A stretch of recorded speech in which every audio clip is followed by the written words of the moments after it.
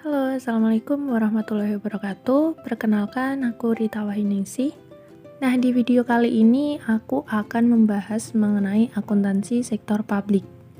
Nah, di lebih spesifiknya, video kali ini yaitu pelaporan keuangan organisasi berorientasi non-laba berdasarkan ISAK nomor 35.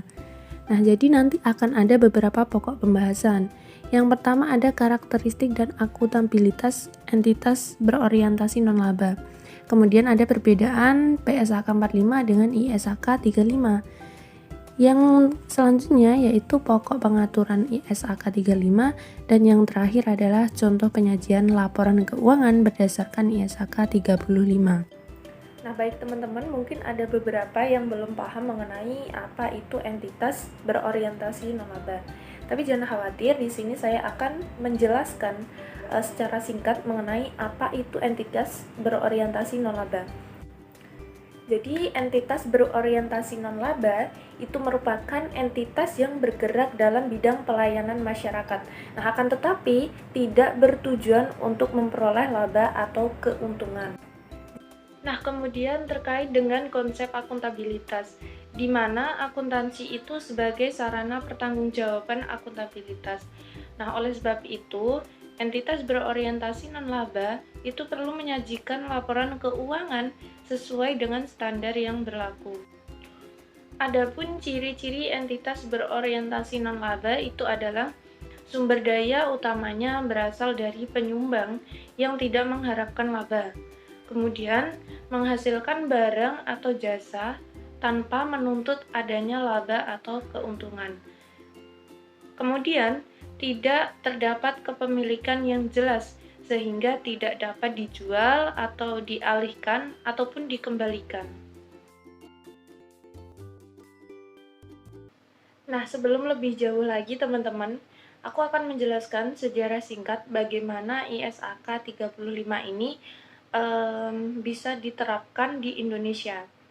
Jadi pada awalnya itu, standar akuntansi entitas non-laba itu menganut PSAK 45.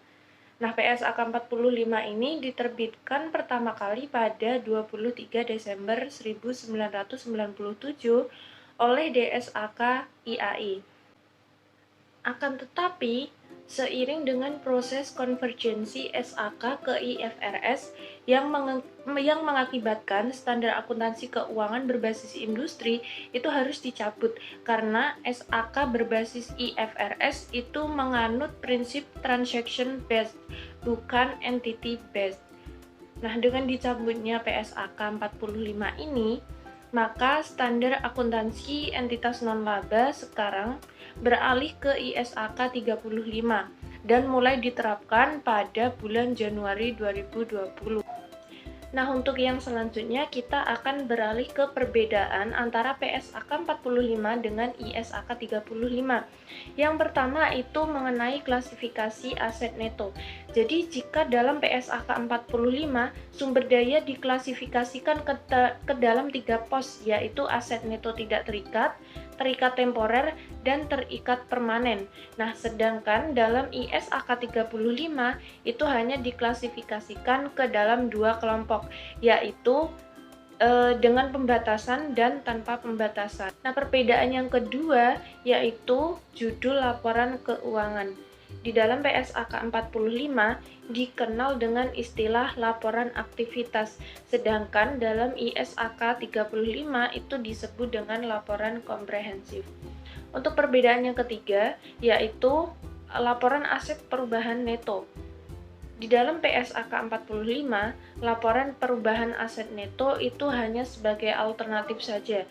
Jadi boleh dicantumkan dan boleh juga tidak dicantumkan.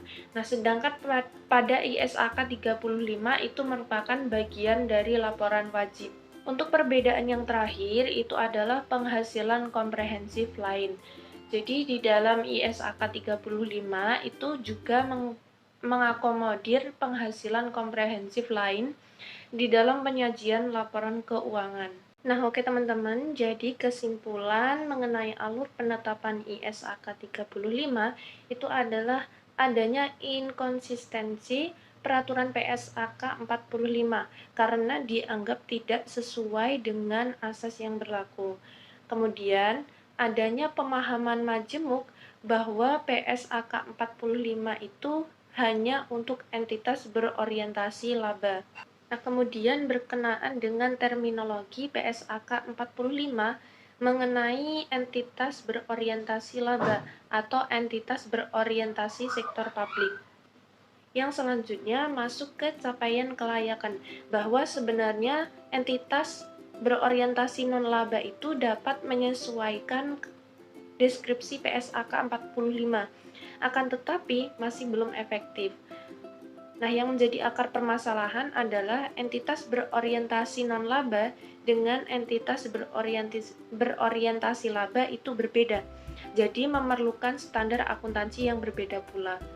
Nah, dari semua masalah tadi, kemudian itu dilakukan evaluasi, sehingga lahirlah ISAK 35 yang ditetapkan sebagai standar akuntansi entitas berorientasi non-laba. Nah, oke. Berikut adalah contoh penyajian laporan keuangan entitas berorientasi non-laba berdasarkan PSAK 35.